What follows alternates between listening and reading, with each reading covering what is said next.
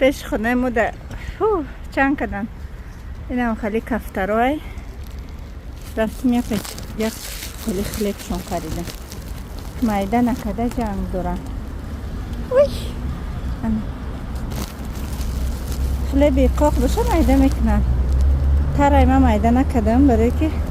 هم قملایمی هسته که چون کتک زده میخورم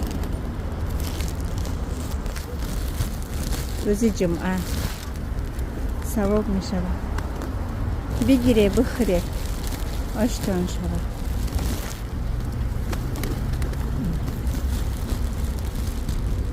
کفتروی خوشی